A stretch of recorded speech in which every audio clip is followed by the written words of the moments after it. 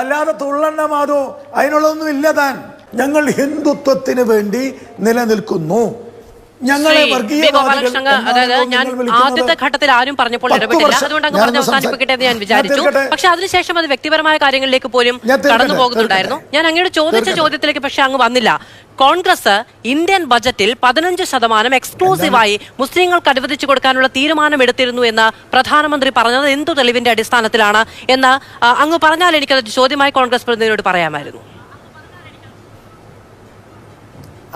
നിങ്ങൾ പറയുന്നതിന് മറുപടി പറയാം, പക്ഷെ അതിനു മുമ്പ് പറഞ്ഞതിന് മറുപടി പറയാൻ പറ്റില്ല എന്ന് പറയുന്നത് ശരിയാവില്ല. പറഞ്ഞില്ല, ആദ്യ ഘട്ടമായതുകൊണ്ട് ഇടപെടാതെ പോവുകയായിരുന്നു. ഏറെക്കുറെ മറ്റുള്ളവർക്ക് അനുവദിച്ചു കൊടുത്ത സമയം കഴിഞ്ഞതിന് ശേഷം അതിന് ഞങ്ങൾക്ക് പറയാൻ പാടില്ല. മൻമോഹൻ സിംഗിന്റെ സ്റ്റേറ്റ്മെന്റിൽ മുസ്ലിം എന്ന പദമുണ്ടോ ഇല്ലയോ?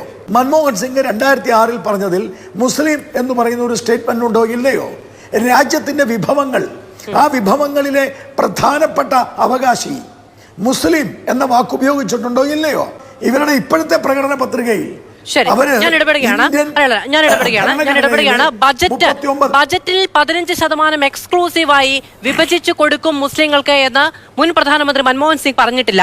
മുസ്ലിം എന്നല്ല, പുവർ മുസ്ലിം എന്നാണ് പറഞ്ഞത്. അതിനു മുൻപ് ആദിവാസികൾ എന്നടക്കമുള്ള പരാമർശങ്ങളുണ്ട് എന്നത് ഞാൻ അങ്ങയുടെ മുന്നിലേക്ക് വെക്കുന്നു. അങ്ങേക്ക് അടുത്ത ഘട്ടത്തിൽ അതിനെ ഗണിക്കുകയും ചെയ്യാം.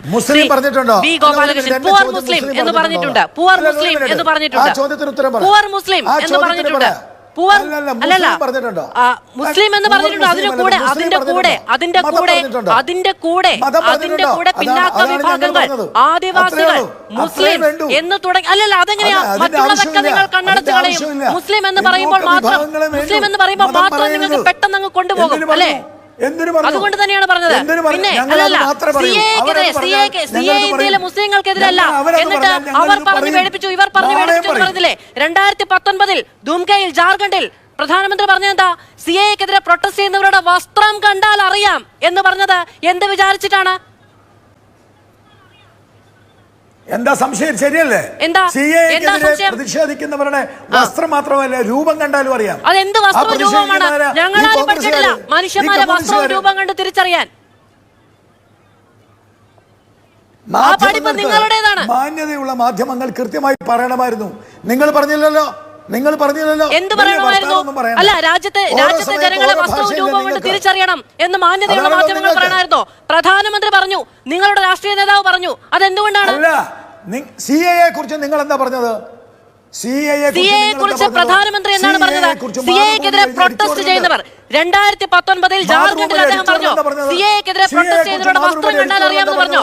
മനുഷ്യന്മാരെ വസ്ത്രം കണ്ട് തിരിച്ചറിയാനുള്ള എന്ത് DNA പരിശോധനയാണ് നിങ്ങൾക്കുള്ളത്? സിഎയെ കുറിച്ച് മാതൃഭൂമിയുടെ എഡിറ്റോറിയൽ എന്താ പറഞ്ഞത്? എന്താണ് പറഞ്ഞത്? നിങ്ങൾ എന്ത് അടിസ്ഥാനത്തിലാണ് സിഎയെ കുറിച്ച് സംസാരിക്കുന്നത്? നിങ്ങൾ എന്ത് അടിസ്ഥാനത്തിലാണ് പ്രധാനമന്ത്രി ആ പരാമർശം നടത്തിയത്? ഒരു ചോദ്യം അങ്ങോട്ട് ചോദിക്കുമ്പോൾ ഇങ്ങോട്ട് തിരിച്ചൊരു ചോദ്യമാണോ മറുപടി? ആണോ? അങ്ങ് പറയുന്നതിന് ഞാൻ പറയാമെന്നേ, അങ്ങ് ഇതിനൊരു മറുപടി പറയൂ. ഞാൻ പറയാം മറുപടി. എന്താണാവോ നിങ്ങൾ പറയുന്നത്? അല്ലെ, എന്താണാവോ മറുപടി? എന്താണാവോ മറുപടി? രാജ്യത്തെ മനുഷ്യരെ വസ്ത്രം കണ്ടും ബി ഗോപാലകൃഷ്ണൻ പറഞ്ഞ രൂപം കണ്ടും തിരിച്ചറിയാൻ കഴിയുന്ന ആ വിശിഷ്ട സ്ഥിതി ഒന്ന് പറഞ്ഞു തരുമോ? ഒന്ന് മനസ്സിലാക്കാനാണ്. മനുഷ്യന്മാരെ ഏറെ കണ്ടിട്ടുണ്ട് 10-14 വർഷത്തിനിടയ്ക്ക്. ഇതുവരെ ഒരു മനുഷ്യനെയും അങ്ങനെ തിരിച്ചറിഞ്ഞിട്ടില്ല. ഇനിയൊട്ട് തിരിച്ചറിയാൻ പോകുന്നുമില്ല അഡ്വക്കേറ്റ് ബി ഗോപാലകൃഷ്ണൻ. ഇനിയൊട്ട് തിരിച്ചറിയാൻ പോകുന്നുമില്ല. അല്ലാതെ തുള്ളണ്ണ മാധോ അതിനുള്ളതൊന്നും ഇല്ല. താൻ മനുഷ്യന്മാരെ അവരുടെ അഭിമാനത്തിന്റെ പേരിൽ, അല്ല അവരുടെ മികവിന്റെ പേരിൽ, അവരുടെ പ്രയത്നത്തിന്റെ പേരിൽ, അവരുടെ വസ്ത്രത്തിന്റെ പേരിൽ, അവരുടെ നിറത്തിന്റെ പേരിൽ, അവരുടെ ഇതിനൊക്കെ അളക്കാനുള്ള അങ്ങയുടെ ആ ത്രാസില്ലേ? ആ ത്രാസ് അങ്ങേക്ക് പ്രധാനമന്ത്രിയുടെ കയ്യിൽ നിന്ന് കിട്ടിയതാണെങ്കിൽ ആ ത്രാസിനെ കുറിച്ച് എനിക്ക് ഒരു ബഹുമാനവുമില്ല. കേട്ടോ, ആ ത്രാസിനെ കുറിച്ച് എനിക്ക് ഒരു ബഹുമാനവുമില്ല. ഞാൻ എത്രയുണ്ടെന്ന് അളക്കാൻ അഡ്വക്കേറ്റ് ബി ഗോപാലകൃഷ്ണൻ ഞാൻ ഏൽപ്പിച്ചിട്ടില്ല. അങ്ങ് എത്രയുണ്ടെന്ന് ഞാൻ അളക്കാത്ത കാലത്തോളം അഡ്വക്കേറ്റ് ബി ഗോപാലകൃഷ്ണൻ അങ്ങേക്ക് അത്ര ആധിപത്യ മനോഭാവമുള്ള മനുഷ്യരെ അളന്നാൽ മതി. കേട്ടോ, അങ്ങേക്ക് അത്ര ആധിപത്യമുള്ള മനുഷ്യന്മാരെ അളന്നാൽ മതി. ആ മനുഷ്യരെ കുറിച്ച് എനിക്ക് സഹതാപമേ ഉള്ളൂ. അങ്ങ് അളക്കാൻ നിൽക്കുന്ന ചില മനുഷ്യരുണ്ടല്ലോ, അവരെ കുറിച്ച് എനിക്ക് സഹതാപമേ ഉള്ളൂ. എന്നെ അളക്കണ്ട കേട്ടോ. അങ്ങയുടെ ത്രാസ് തികയില്ല.